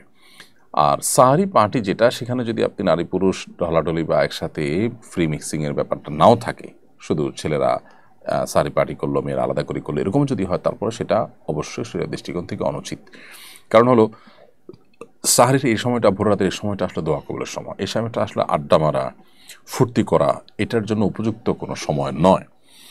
যদি কোনো কারণে বন্ধুবান্ধব একত্র হয়েছে, সাহারি করেছে, সেটাকে আপনি সাহারি পার্টি নাম দিলেন, সেটা ভিন্ন বিষয়। কিন্তু ইন্টেনশনালি এই টাইমে বাসাবাড়ি থেকে বের হয়ে রেস্টুরেন্টে যে আনন্দ ফুর্তি এবং আড্ডাবাজি করা, সেটা অবশ্যই এই সময়ের যে মর্যাদা, এই সময়ের যে তাৎপর্য, তার সাথে যায় না। ভোর রাতে আল্লাহ রাব্বুল আলামিন বান্দাকে ডেকে ডেকে তার গুনাহগুলো মাফ করান, তার প্রতি অনুগ্রহ করেন, তাকে বিভিন্ন তার চাওয়াগুলোকে পূরণ করে থাকেন। বিধায় এই সময়টা ইবাদতের সময়, দোয়ার সময়, এই সময়টা আসলে আড্ডা মারার সময় নয়। এরপরে আমেনা আফরোজ রিমো এআইডি থেকে আপনি লিখেছেন, আমার দাদি অতি বৃদ্ধ এবং অসুস্থ, তিনি রোজা রাখতে পারেন না, করণীয় কি? বোন আমেনা, আপনার দাদি যিনি অতি বৃদ্ধ এবং বয়সাধিক্যের কারণে তিনি রোজা রাখতে পারেন না, এবং এরকম ব্যক্তি সুস্থ হয়ে আবার কখন রোজাগুলো রাখবেন সেই সম্ভাবনা একেবারেই ক্ষীণ, নেই বললেই চলে। এরকম ব্যক্তিদের জন্য শরিয়ার বিধান হলো ফিদিয়া দেওয়া। আল্লাহ রাব্বুল আলামিন কোরআনে হাকিমে বলেছেন, ওয়াদাল্লাযীনা ইউতিকুনাহু ফিদিয়াতু তাআম মিসকিন, যারা সিয়াম রাখতে শারীরিকভাবে অপারগ, তারা সিয়ামের পরিবর্তে ফিদিয়া দিয়ে দিবে। ফিদিয়া হলো যতগুলো রোজা তার ভাঙতি পড়বে, সেই রোজাগুলোর বিপরীতে একজন করে মিসকিনকে খাদ্য দিবে। সেক্ষেত্রে একজন মিসকিন দুবেলা খেতে পারেন সেরকম ব্যবস্থা করে দিবেন, এবং 30টা রোজার জন্য 30 জন মিসকিনকে দুবেলা খাবার দিয়ে দিবেন। শুধু যদি চাল কিনে দেন, তাহলে সেক্ষেত্রে আমরা যে ফিতরা দিয়ে থাকি, একটা রোজার জন্য একটা করে ফিতরা, 30টা রোজার জন্য 30টা ফিতরার সমপরিমাণ খাদ্য আপনি কোনো গরিবকে কিনে দিলেন। আনুমানিক 1.5 কেজি করে চাল যদি আপনি প্রত্যেক রোজার জন্য দেন, তাহলে 30টা রোজার জন্য 45 কেজি করে চাল আপনি একটা ফ্যামিলিকে কিনে দিলেন অথবা কয়েকজনকে কিনে ভাগ করে দিলেন, তাতে ইনশাআল্লাহ বিদিনল্লাহ আপনার দায় মুক্ত হয়ে যাবেন। উম্মে কুলসুম স্মৃতি আইডি থেকে আপনি লিখেছেন, 19 জুলাই আমার একমাত্র ছেলে গুলিবিদ্ধ হয়, 20 জুলাই লাইফ সাপোর্টে শহীদ হয়, আমার ছেলের জন্য দোয়া চাই। বোন উম্মে কুলসুম স্মৃতি, আপনার ছেলের জন্য মন ভরে প্রাণ খুলে দোয়া করছি, আল্লাহ রাব্বুল আলামিন তাকে শাহাদাতের মর্যাদা দান করুন, তার ভুল ত্রুটিকে আল্লাহ তাআলা মাফ করে দিন, আপনি সহ আপনার শোক সন্তপ্ত পরিবারকে আল্লাহ তাআলা সান্ত্বনা নসিব করুন। আমরা জুলুম, অনাচার এবং অন্যায়, অবিচার, অপশাসন, বৈষম্য এগুলো থেকে মুক্ত হতে চেয়েছি গোটা দেশের মানুষ। যারা নিজেদের জীবনকে অকাতরে বিলিয়ে দিয়েছেন, যাদের জীবনের মূল্যের বিনিময়ে আমরা আমাদের সে চাওয়া পূরণ করতে পেরেছি, তাদের কাছে আজীবনের জন্য আমরা কৃতজ্ঞ।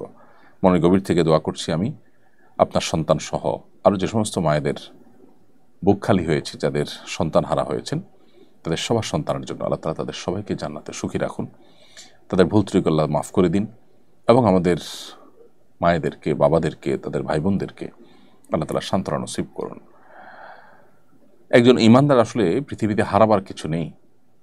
আমাদের প্রিয়জন থেকে মৃত্যুর মাধ্যমে আমাদের যে বিচ্ছিন্নতা সৃষ্টি হয়, এই বিচ্ছিন্নতা খুবই অস্থায়ী।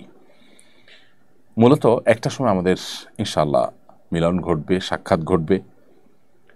আল্লাহ সবাইকে জান্নাতে একত্রিত করুন, সেটাই হবে আমাদের বড় চাওয়া। আল্লাহ না করুন কিয়ামতের ময়দানে যে সাক্ষাৎ হবে, তারপর যদি আমাদের পরিবারের কারোর গন্তব্য জাহান্নামের দিকে হয় আর অন্য কারোর গন্তব্য জান্নাতের দিকে হয়, সেই বিচ্ছেদ হবে ভয়ঙ্কর বিচ্ছেদ এবং স্থায়ী বিচ্ছেদ বা দীর্ঘমেয়াদী বিচ্ছেদ। তো এই জন্য আমরা সান্ত্বনা গ্রহণ করবার জন্য এই একটি পয়েন্ট যথেষ্ট, যে বিচ্ছেদ হয়েছে, এই বিচ্ছেদ খুব বেশি দীর্ঘদিনের জন্য নয়, একটা সময় খুব শীঘ্রই দেখা হবে ইনশাআল্লাহ তাআলা। আল্লাহ তাআলা আপনাদেরকে সান্ত্বনা নসিব করুন। আরিফুল ইসলাম মাহিদ আরিফ, আপনি লিখেছেন, রোজা রেখে কি অসুস্থ রোগীদের রক্ত দিতে পারবো? আমি এবং আমার টিম বিনামূল্যে ব্লাড ডোনেট করি। উত্তরটা জানতে চাচ্ছি। প্রিয় আরিফুল ইসলাম, আপনি আপনার টিম মানুষকে বিনামূল্যে যে রক্ত দিয়ে থাকেন, সেটা অবশ্যই একটি ভালো কাজ। এবং রোজা রেখে যদি রক্ত দিলে আপনি অসুস্থ হয়ে রোজা রাখা কঠিন হয়ে যেতে পারে, এরকম কোনো আশঙ্কা না থাকে, তাহলে সেক্ষেত্রে আপনি রোজা রেখে রক্ত দিতে পারেন, কোনো অসুবিধা নেই। রমজানে রোজা রেখে শরীর থেকে রক্ত বের করলে যে রোজা ভেঙে যায় তা কিন্তু নয়। মূলত শরীরে কোনো কিছু প্রবেশ করলে, যেটা আমাদের খাদ্য বা আপনার পানীয়ের কাজ দেয়, যেটা আমাদের শরীরে এনার্জি সৃষ্টি করে, অর্থাৎ ক্ষুধা নিবারণ, পিপাসা নিবারণের কাজ দেয়, সেরকম কিছু যদি শরীরে প্রবেশ করে, তাহলে সেটা রোজা ভাঙার কারণ হয়। এখানে তো শরীর থেকে বের হয়েছে। এটা যদি স্বাভাবিক হয় যে এক ব্যাগ রক্ত আপনি দিলেন, এর ফলে আপনার রোজা ভাঙতে হবে, সেরকম পর্যায়ে আপনি চলে যেতে পারেন, এরকম কোনো আশঙ্কা যদি না থাকে, ইনশাআল্লাহ আপনি রক্ত দিতে পারেন। আকাশ আলী আইডি থেকে আপনি লিখেছেন, মহিলাদের তারাবি পড়ার নিয়মটা জানতে চাই। পুরুষ এবং মহিলাদের তারাবি পড়ার নিয়ম ভিন্ন নয়, বরং পুরুষরা যেভাবে তারাবি পড়বেন, মহিলারা সেভাবে নামাজ পড়বেন। মহিলারা বাসা বাড়িতে তারাবি পড়বেন। যদি মসজিদে কোনো জামাতে তারা সামিল হন, কখনো কোথাও গিয়েছেন, সেখানে জামাত হচ্ছে, সামিল হয়ে গেলেন, নামাজ হয়ে যাবে, কিন্তু বাসায় পড়াটা তাদের জন্য অবশ্যই উত্তম। এবং মহিলারা যদি পরিবারের সদস্যরা নিজেরা জামাতে নামাজ পড়েন, সেটাও তারা করতে পারেন। তবে জামাতের জন্য ডাকডোল পিটিয়ে অন্যদেরকে সমবেত করা, কোথাও কোথাও মেয়েদের তারাবি নামাজের জন্য আলাদা মসজিদ তৈরি হচ্ছে, এরকম আমি জানতে পেরেছি। এরকমটি শরিয়ার মেজাজ, শরিয়ার যে নির্দেশনা, তার সাথে কিন্তু যায় না। এরপরে প্রশ্ন হলো, দক্ষিণ আফ্রিকার এক ইমাম নিজেকে সমকামী দাবি করেছেন। তিনি একই সঙ্গে মসজিদ প্রতিষ্ঠা করেছেন, আবার সমকামী অধিকার পক্ষেও কাজ করেছেন। সম্প্রতি অজ্ঞাত পরিচয়ের লোকেরা তাকে হত্যা করেছে। প্রশ্ন হল, বিশ্বাসী কারো পক্ষে ইমাম হওয়া সম্ভব কিনা, ইমাম হওয়ার জন্য কি কি শর্ত রয়েছে? দেখুন, প্রথম কথা হলো যে আল্লাহ তাআলা যেটাকে হারাম করেছেন, পরিষ্কারভাবে যেটি হারাম, সারা বিশ্বের সমস্ত মুসলিম স্কলারগণ যেটি হারাম হওয়ার পরে ঐক্যমত পোষণ করেছেন, সেরকম একটি বিষয় যদি কেউ অস্বীকার করে, সেটা যদি কেউ হালাল মনে করে, সে মুসলিমই নন। যিনি মুসলিম নন, তিনি আসলে মসজিদ নির্মাণ করা বা ইমাম হওয়া না হওয়া, এই সমস্ত প্রশ্ন একেবারেই অবান্তর এবং অপ্রাসঙ্গিক। কারণ তার ইসলাম নিয়ে যেখানে প্রশ্ন রয়েছে, সেখানে তার ইমাম হওয়ার স্কোপ বা মসজিদ নির্মাণ করার স্কোপ কোত্থেকে আসে? তো এই জায়গা থেকে আমরা অবশ্যই বলতে চাই যে আজ পৃথিবীতে অধিকারের খোলসে অনেক অনাচার মানব সমাজে প্রবেশ করছে, প্রবেশ করানো হচ্ছে। মানব সভ্যতা পৃথিবীতে টিকে থাকার জন্য বৈবাহিক সম্পর্ক, পারিবারিক সম্পর্ক এটি গুরুত্বপূর্ণ। এটি যদি না থাকে তাহলে মানব সভ্যতা পৃথিবীতে হুমকির মধ্যে পড়ে যাবে। বিধায় এই জায়গা থেকে আমাদের সতর্ক থাকতে হবে, সজাগ থাকতে হবে এবং দায়িত্বশীল ভূমিকা পালন করতে হবে। এরপর প্রশ্ন করেছেন রুলিয়া রহমান, আপনি লিখেছেন, আমি সূচিবায়ু রোগে আক্রান্ত, সবকিছুতেই পবিত্রতা নিয়ে সন্দেহ হয়, এ নিয়ে আমার স্বামীর সাথে আমার ঝগড়া লেগেই থাকে। আমার প্রশ্ন হলো, মিন্স হলে টয়লেট করার পর কিছু ধরলে কি সেটা নাপাক হয়ে যায়? বোন রুলিয়া রহমান, আপনার প্রশ্নের উত্তরে আমি বলতে চাই যে মাসিক হলে আপনি টয়লেট করার পর যখন হাত ধুয়ে পরিষ্কার হয়ে বের হয়েছেন, কোনো কিছু ধরলে সেটা নাপাক হয় না। এই যে অতি সন্দেহ প্রবণতা, এটা আমাদের অনেকেরই এক ধরনের মানসিক রোগ। এই মানসিক রোগের কারণে আমাদের বাসা বাড়িতে পরিবারের সদস্যরা, আশপাশের লোকজন তারা কষ্ট পায়। মানুষের কষ্ট দেওয়া না যায়, সেজন্য আপনার এই সন্দেহ প্রবণতাটা, যেটা আপনার কাছে আপনার নিজের ভালো মানসিকতা মনে হয়, আপনার ভালো মানুষ মনে হচ্ছে নিজেকে যে আমি অনেক বেশি সচেতন, সতর্ক, আসলে সেটা অন্যের অধিকার নষ্ট করছেন, অন্যদের বিরক্তির কারণ হচ্ছেন, আপনি এতে আর গুনাহে লিপ্ত হচ্ছেন। তো এখান থেকে আপনার মোটিভেশন নেওয়া উচিত। সেই সাথে বিশেষ করে এগুলো রুকিয়া রিলেটেড সমস্যা থাকে, সেক্ষেত্রে আপনি রুকিয়া করাতে পারেন, ভালো কোনো রাখিকে দিয়ে রুকিয়া করাতে পারেন, সেলফ রুকিয়া করতে পারেন। ওয়াসওয়াসার রুকিয়া লিখে সার্চ দিলে আপনি হয়তো অনেক অ্যাডভাইস পেয়ে যাবেন। সেই আলোকে আপনি যদি ঝাড়ফুঁক করেন, আশা করা যে আপনি সুস্থ হবেন। সেই সাথে আপনি কোনো এই জন্য কাউন্সিলর দিয়ে কাউন্সিলিং করতে পারেন। উপদেষ্টা আসিফ মাহমুদ দাবি করেছেন এবারে রমজানে খেজুরের দাম কম থাকবে, তিনি একটা চার্টও দিয়েছেন, তাতে দেখা যাচ্ছে এবার খেজুরের দাম খুবই কম। আপনি কতটা আশাবাদী? দেখুন, কোনো উপদেষ্টা কোনো কিছু বললেই যে সেটা খেটে যাবে অথবা খাটবে না, সেটা তো আসলে ধারণা করে বলা কঠিন। আমাদের দেশে এক শ্রেণীর অসাধু ব্যবসায়ীরা যে রমজান আসলে দ্রব্যমূল্যের লাগাম তারা উপরের দিকে টেনে ধরার চেষ্টা করেন, সেটা খুবই দুর্ভাগ্যজনক বাস্তবতা আমাদের সমাজের। তো উপদেষ্টা যেটা বলেছেন সেটা যদি বাস্তবে খাটে, সেক্ষেত্রে দেশের অন্য নাগরিকদের মতো আমরাও খুশি হব, আমরাও আশা করব যে সেটা খাটুক এবং হোক, সে প্রত্যাশাই করব। কিন্তু কতটা হবে সেটা একমাত্র আল্লাহ তাআলা আসলে ভালো জানেন। আর রাজকুমার হালিম আইডি থেকে আপনি লিখেছেন, রমজান রোজা রেখে হাত পায়ে নখ কাটা যাবে কিনা? জি ভাই, রমজান রোজা রেখে হাত পায়ে নখ কাটা যাবে, চুল কাটা যাবে, কোনো অসুবিধা নেই। আপনি সরিষার তেল অথবা অন্য কোনো প্রসাধনী, হালাল প্রসাধনী ইত্যাদি মাখতেও পারবেন, কোনো অসুবিধা নেই, এতে রোজা ভঙ্গ হবে না। আতর ব্যবহার করতে পারবেন, মেসওয়াক করতে পারবেন, এর ফলে রোজা ভঙ্গ হবে না। রমজান এলেই বাজারে হাহাকার পড়ে যায়, দ্রব্যমূল্য বেড়ে যায়, কারণ কি? প্রতিকারের উপায় কি? রমজান এলেই বাজারে যে হাহাকার পড়ে যায়, জিনিসপত্রের দাম বেড়ে যায়, এর অন্যতম কারণ হলো আমাদের ব্যবসায়ীদের একটা বড় অংশ যারা ইসলাম মনে করে শুধুমাত্র দাড়ি টুপি এবং নামাজ রোজাকে। বান্দার হক এবং মানুষের অধিকারের প্রতি দায়িত্বশীলতা, মানুষের কল্যাণ কামনা করা, মানুষের উপকার করা, মানুষের ক্ষতি সাধন না করা, এগুলো যে পার্ট অফ ইবাদত, সেগুলো আমরা জানি না। যার কারণে আমাদের ব্যবসায়ীদের দ্বারা এই সমস্ত অনাচারগুলো হয়।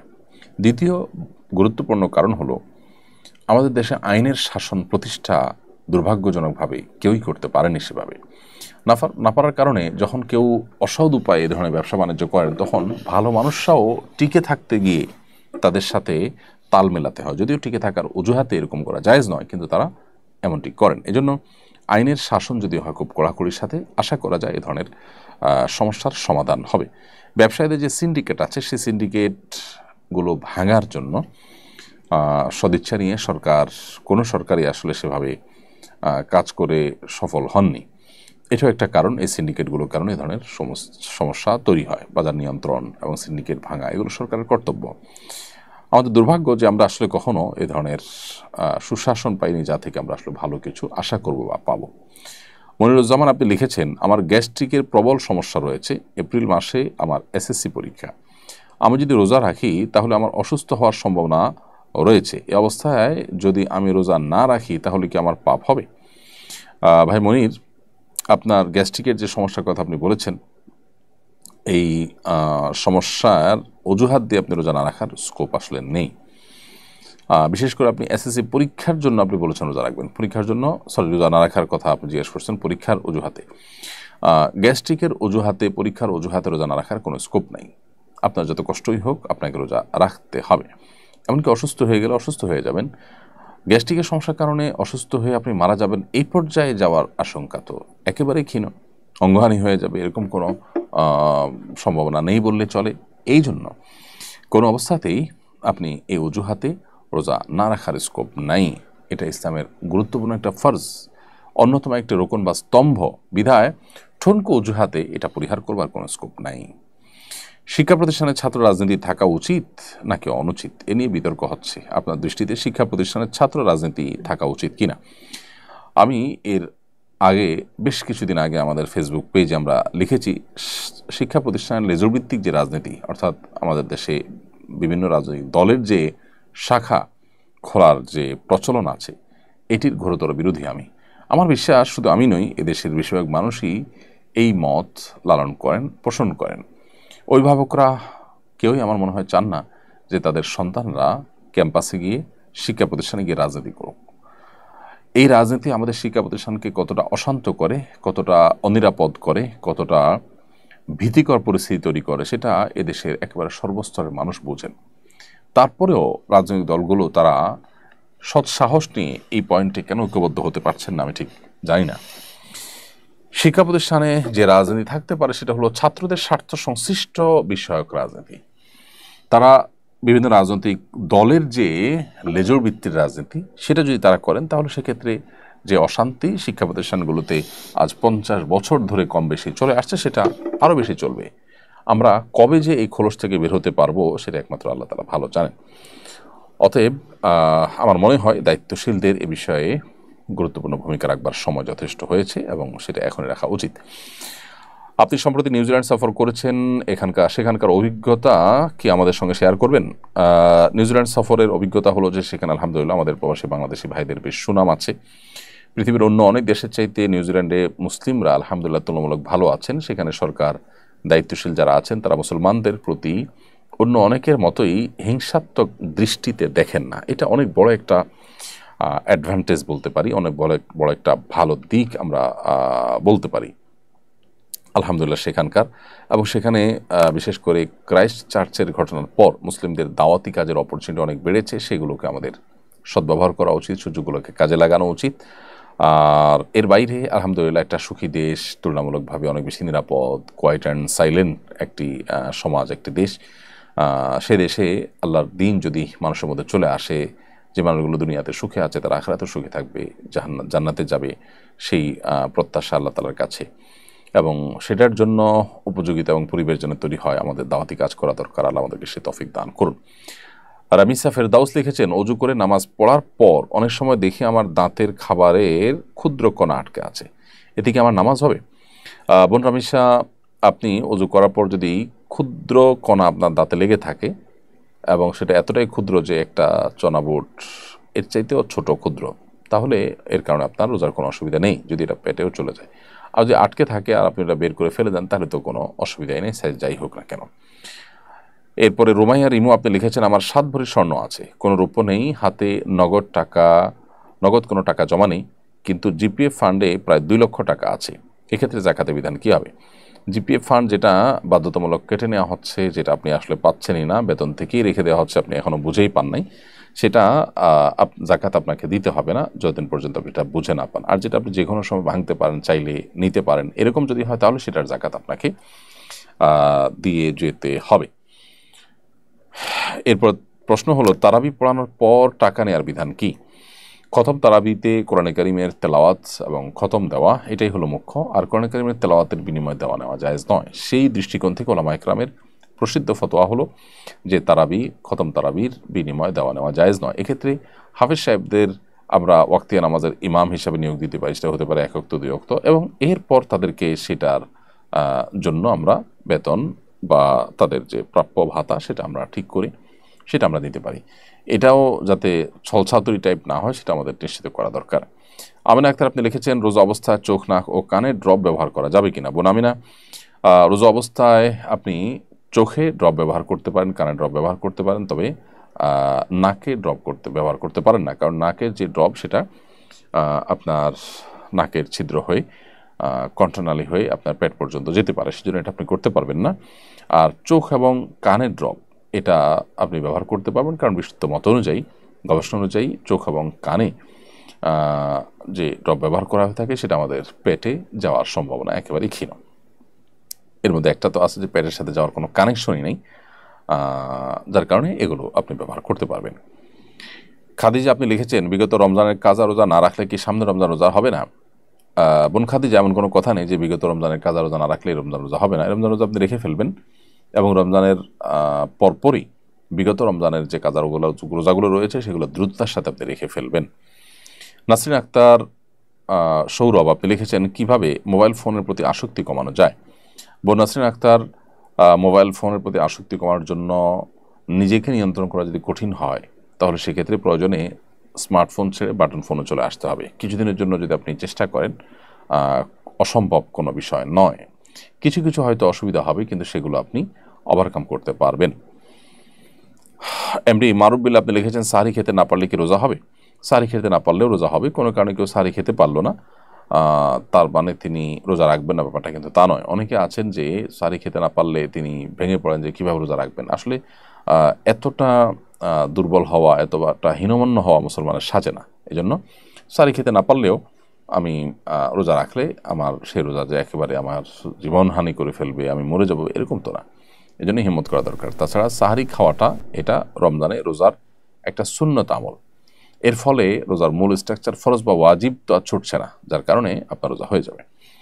এমনি ওসমান করে লিখেছেন রোজা না রাখতে পারলে কি তারাবি পড়া যাবে? কোনো কারণে কেউ রোজা রাখতে পারলেন না, অসুস্থতার কারণে সফরে আছেন, তারাবি পড়তে পারবেন। রোজা না রাখতে পারলে তারাবি পড়া যাবে না, ব্যাপারটা এরকম না। আমরা অনেকে রোজার সাথে তারাবিকে এমনভাবে রিলেট করে ফেলেছি যে রোজা না রাখলে বোধহয় তারাবি আর পড়া যাবে না, অথবা কেউ তারাবি না পড়লে তার রোজা হবে না, এরকম কোনো বিষয় নয়। আসলে রোজা একটি ইবাদত আর তারাবি আরেকটা ইবাদত। নবী করিম সাল্লাল্লাহু আলাইহি ওয়াসাল্লাম বলেছেন মান কামা রমাদান ঈমানান ওয়া ইহতিসাবা গফিরা লাহু মা তাকাদ্দামা মিন যামবি। যে ব্যক্তি ঈমান এবং ইখলাসের সাথে সিয়াম পালন করবে তার পূর্বের সমস্ত গুনাহ মাফ করে দেওয়া হবে। ঠিক একই হাদিসে নবী সাল্লাল্লাহু আলাইহি ওয়াসাল্লাম আরও বলেছেন যে ব্যক্তি ঈমান এবং ইহতিসাব বা ইখলাসের সাথে তারাবি সালাত আদায় করবে, আল্লাহ তাআলা তার পূর্বের সমস্ত গুনাহ মাফ করবেন। ছোটোখাটো গুনার কথা মিন করা হয়েছে। তো এই জন্য আপনি কোনো কারণে রোজা রাখতে যদি নাও পারেন, তারাবির সময় হলে আপনি তারাবির পড়ার সুযোগ সামর্থ্য থাকলে অবশ্যই আপনি তারাবি পড়বেন। এমডি সুরুজ্জামান ইসলাম সাকিব আপনি লিখেছেন এক বক্তা বলেছেন কোরআন ওযু ছাড়া ধরা যাবে না, আপনি কি বলেন? দেখুন, ওযু ছাড়া কোরআন ধরা যাবে না, এটা সঠিক কথা। এবং এ ব্যাপারে যদি আপনি বিস্তারিত জানতে চান, মাওলানা এমদাদুল হক একজন আলিম আছেন চুয়াডাঙ্গার, তিনি ওযু ছাড়া কোরআন স্পর্শ করার বিধান, এই টাইপের, আমি হুবহু নামটা মনে নেই, আমার মনে হচ্ছে এই টাইপেরই নামটা হবে, এরকম একটা বই তিনি লিখেছেন যে ওযু ছাড়া কোরআন স্পর্শ করা যাবে কিনা বা এটার বিধান কি। তো এই বইটা যদি আপনি নেন, খুব ছোট্ট বই, কিন্তু সেখানে সমস্ত দলিল প্রমাণগুলো সব হাজির করা হয়েছে। আমার মনে হয় যে বিষয়ে আপনার সংশয় দূর হয়ে যাবে ইনশাআল্লাহ। বহু সাহাবায়ে কেরাম, বহু সালাফে সালেহিন, বহু হাদিস দ্বারা এটি সুসাব্যস্ত এবং প্রমাণিত যে কোরআন এটা স্পর্শ করার জন্য আপনার ওযু থাকা প্রয়োজন। তবে হ্যাঁ, মুখস্থ কোরআন তেলাওয়াতের জন্য ওযু থাকার প্রয়োজন নেই। এরপর প্রশ্ন হলো রোজা অবস্থায় ইনসুলিন গ্রহণ করা যাবে কি না? রোজা অবস্থায় ইনসুলিন গ্রহণ করা যাবে, কারণ যে ইনসুলিনটা আমরা গ্রহণ করি সেটা আমাদের আসলে পাকস্থলীতে বা পেটের ভেতরে যায় না, খাদ্যের কাজ দেয় না, এটা জাস্ট চামড়ার নিচে এটি থাকে, যার কারণে এই ইনসুলিন আপনি রোজা অবস্থায় গ্রহণ করতে পারবেন। কিছুদিন আগে উত্তরায় এক ব্যক্তি কিশোর গ্যাংয়ের হামলার শিকার হন। এই সময় তার নারীর সঙ্গী ঢাল হয়ে তাকে বাঁচান। সোশ্যাল মিডিয়ায় সবাই নারীটির প্রশংসা করে, স্বামী অন্তপ্রাণ স্ত্রী ভেবে সবাই সাধুবাদ দেয়। পরে জানা যায় যে সে নারীটি লোকটির প্রকৃত স্ত্রী নন। প্রকৃত স্ত্রী ভিডিও বক্তৃতার মাধ্যমে খোলাসা করেন। শরীয়তের আলোকে এরকম ত্রিশঙ্কু অবস্থা সম্পর্কে আপনার মন্তব্য জানতে চাই। চমৎকার প্রশ্ন। দেখুন, আমাদের দেশে যে হারে পরকীয়া বেড়ে চলেছে, আমাদেরকে নতুন করে ভাবতে হবে যে আমরা পশ্চিমা সংস্কৃতিকে যে আমদানি করছি নাটক সিনেমার নাম দিয়ে, বিভিন্ন নাম দিয়ে, বিনোদনের নামে আমরা সে সমস্ত সংস্কৃতি আমদানি করে আমাদের সমাজ ব্যবস্থাকে যে ধ্বংস করে ফেলছি, আমাদের পরিবার, আমাদের দাম্পত্য সম্পর্কগুলো যে ভেঙে খান খান হয়ে যাচ্ছে, এরপরে আমাদেরকে ভাবতে হবে। এবং এ ধরনের পরিস্থিতি থেকে উত্তরণের জন্য আমাদের সবাইকে ঐক্যবদ্ধ হতে হবে যে আমরা ভিনদেশী এই সমস্ত অপসংস্কৃতিকে আমরা ওয়েলকাম করব না।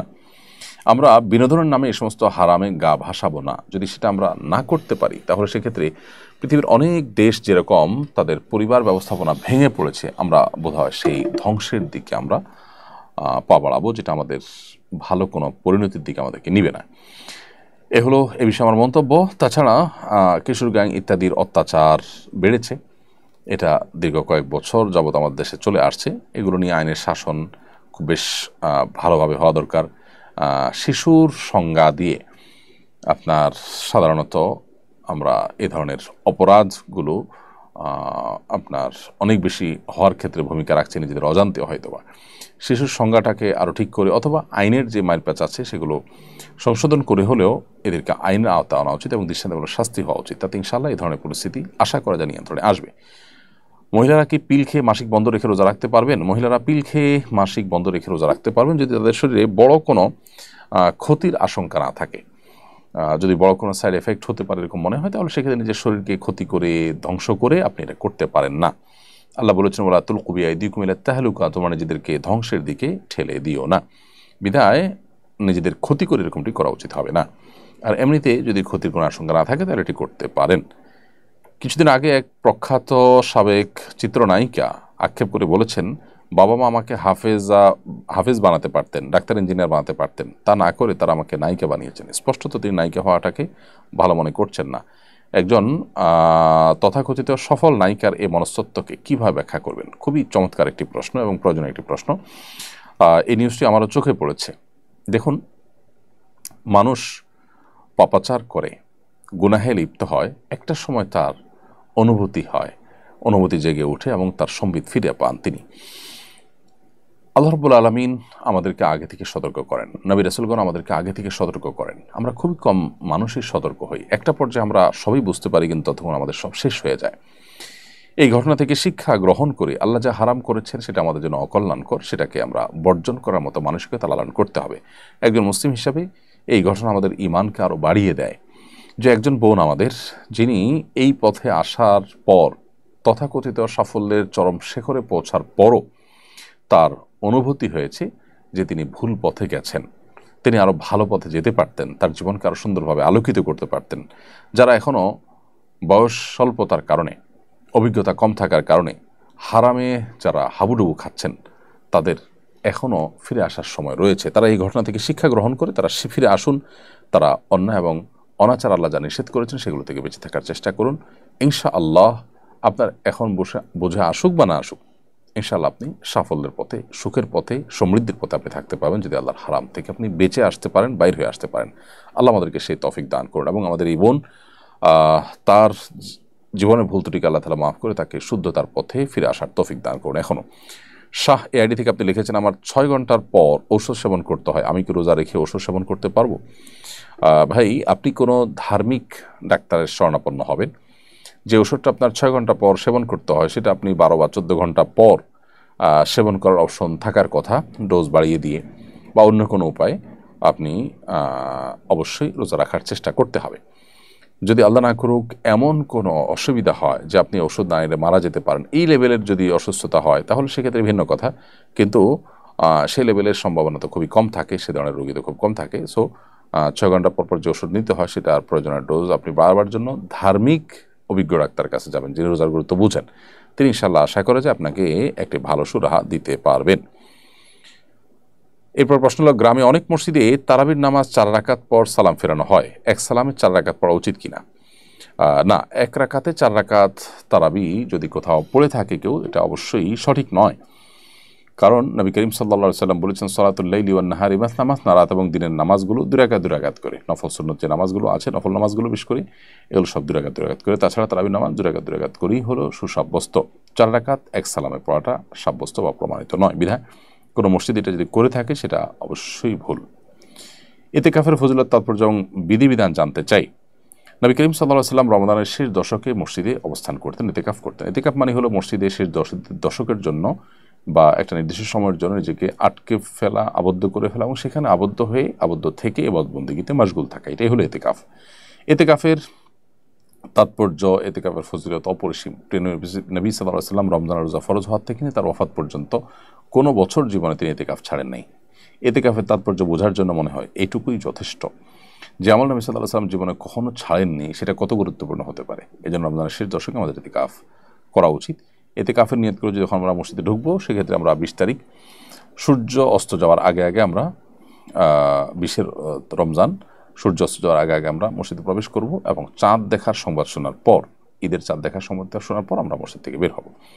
এর মধ্যে একান্ত নিরুপায় হলে, যেমন ওয়াশরুম ইত্যাদির জন্য, অজু ইত্যাদির জন্য মসজিদ থেকে বের হতে পারি আমরা। আর না হলে খাবার যদি কেউ আনার মতো লোক থাকে তাহলে সেটার জন্য আমরা বের হব না।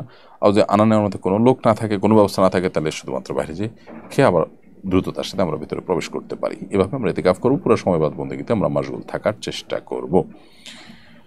আহমদ সাজিম আপনি লিখেছেন, দিনের বেলা ঘুমানোর পরে স্বপ্নদোষ হলে কি রোজা ভেঙে যাবে? রোজাদার ব্যক্তি দিনের বেলা যদি তিনি ঘুমিয়ে পড়েন এবং দিনের বেলা যদি তার স্বপ্নদোষ হয়, তাহলে এর ফলে তার সিয়াম ভঙ্গ হবে না, তার রোজা ভঙ্গ হবে না, কারণ এটা তার হাতে নয়। তবে ইচ্ছাকৃত বীর্যপাত ঘটালে সেটি অবশ্যই রোজা ভঙ্গের কারণ হবে, স্ত্রী সবাসকৃত রোজা ভঙ্গের কারণ হবে, সেটি বলাই বাহুল্য। কিন্তু স্বপ্নদোষ হলে যদি বীর্যপাত হয়ও, তার ফলে তার রোজা ভাঙবে না, তবে গোসল ফরজ হবে, সেই হিসাবে তিনি গোসল করে নামাজ আদায় করবেন।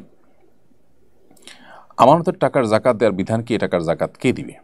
আমানতের টাকা যিনি আমানত রেখেছেন তিনি মালিক, অতএব তিনি জাকাত দিবেন। যার কাছে রেখেছেন তিনি টাকার মালিক নন, বিধায় তাকে জাকাত দিতে হবে না। পাঞ্জেগানা মসজিদে ইতিকাফ করা যাবে কিনা? হ্যাঁ, পাঞ্জেগানা মসজিদে ইতিকাফ করা যাবে। ইতিকাফের জন্য জুমা মসজিদ হওয়া শর্ত নয়, তবে মসজিদ হওয়া শর্ত। যে জায়গাটা আসলে মসজিদ, অর্থাৎ মসজিদের মর্যাদা পাচ্ছে, যে জায়গাটা নামাজ আদায়ের জন্য নির্ধারণ করা হয়ে গেছে, ফিক্সড করা হয়েছে, নির্দিষ্ট করা হয়েছে স্থায়ীভাবে, সেই জায়গাটা মসজিদ হিসাবে মর্যাদা পাবে। কেউ ওয়াকফ করে দিল, সেটা পাঞ্জেগানা মসজিদ হতে পারে, জুমা মসজিদ হতে পারে। এখন প্রশ্ন হলো, পাঞ্জেগানা মসজিদ যদি ইতিকাফ করে তাহলে জুমার নামাজের জন্য কি করবে ইতিকাফকারী? উত্তর হলো, জুমার নামাজের জন্য তিনি বের হয়ে জুমা মসজিদে যাবেন, জুমা নামাজ পড়ে আবার তার ইতিকাফের জায়গায় তিনি ফিরে আসবেন। এভাবে তিনি জুমাও আদায় করবেন, আবার ইতিকাফও আদায় করবেন। অনেকেই বলে রমজান মাসে নাকি মুর্দারা বাড়িতে আসে, এটা কতটুকু সত্য? রমজান মাসে মুর্দারা বাড়িতে আসে মর্মে যে কথা প্রচলিত আছে আমাদের সমাজে, সেটা একেবারেই ভুল এবং ভ্রান্ত কথা। এর কোনো বাস্তবতা নেই, নিছকই মন গড়া কথা। বিধায় এখান থেকে আমরা যথাসম্ভব মন গড়া কথা থেকে আমরা বিরত থাকার চেষ্টা করব। প্রিয় দর্শক, আর অনেক প্রশ্ন আমাদের কাছে আছে। সুস্মিতা, এমডি বাদশাহ ইসলাম, এমডি মহিনুল হক, রিফাত আহমদ অনেকে প্রশ্ন করেছেন। একটি প্রশ্ন উত্তর দিচ্ছি আমি। মোহাম্মদ ফিরোজ আপনি লিখেছেন, রমজানের কিছু আমল বলুন যা রাসূল আকরাম সাল্লাল্লাহু আলাইহি ওয়াসাল্লাম করতেন। ভাই ফিরোজ, আপনার এই প্রশ্ন উত্তর আমি বলতে চাই যে এ বিষয়ে আমাদের 1-1.5 ঘন্টার ভিডিও বক্তব্য আছে। গত কয়েক বছর ধরে আমরা বিভিন্ন জায়গায় এই বিষয়ে কথা বলার চেষ্টা করছি। সেটা হলো রমাদান কেন্দ্রিক স্পেশাল আমল নবী সাল্লাল্লাহু আলাইহি ওয়াসাল্লাম থেকে বর্ণিত কোরআন হাদিসের আলোকে সাব্যস্ত আমলগুলো কি, সেগুলো আমরা বিভিন্ন বক্তব্যে তালিকা আকারে তুলে ধরার চেষ্টা করেছি। এই বছর প্রথমবারের মতো আমরা সেগুলোকে একত্র করে একটা ছোট পুস্তিকা, 48 পৃষ্ঠার একটা পুস্তিকা আপনাদেরকে উপহার দেওয়ার চেষ্টা করেছি, যার নাম দিয়েছি আমরা মাহে রমজানের 27 আমল। এই বইটিতে আপনি পুরো রমজান জুড়ে কোরআন সুন্নাহর আলোকে রমজানের স্পেশাল কী কী আমল করবেন তার সবগুলো কিন্তু সেখানে পেয়ে যাবেন। খুবই সংক্ষেপে, খুব যা না বললে নয় সেটুকুন ব্যাখ্যা করে আমরা এই বইটাকে লেখা শেষ করেছি। তো এই বইটা আপনার পাথেয় হতে পারে এবং আপনার এই কাজে সহযোগী হতে পারে ইনশাআল্লাহ তাআলা। প্রিয় দর্শক, আমরা দেখতে দেখতে অনুষ্ঠানের একেবারে শেষ প্রান্তে চলে এসেছি। আপনাদের আর অনেকগুলো প্রশ্ন আছে, আমরা সেই প্রশ্ন উত্তরগুলো ইনশাআল্লাহ অন্য কোনো লাইভ অনুষ্ঠানে দেওয়ার চেষ্টা করব, অথবা আগামীকাল বা তার পরের দিন ইনশাআল্লাহ আমাদের অ্যাডমিনগণ আপনাদেরকে রিপ্লাইয়ের মাধ্যমে উত্তর দেওয়ার চেষ্টা করবেন। রমাদান জুড়ে সাধারণত আমরা লাইভ অনুষ্ঠানটি বন্ধ রাখি। যদি আপনাদের খুব বেশি ডিমান্ড থাকে আর আমরাও ব্যাটে বলে করতে পারি, তাহলে হয়তো আসরের পর আমরা লাইভ অনুষ্ঠানটি চালাতে পারি ইনশাআল্লাহ বিদিনিল্লাহ।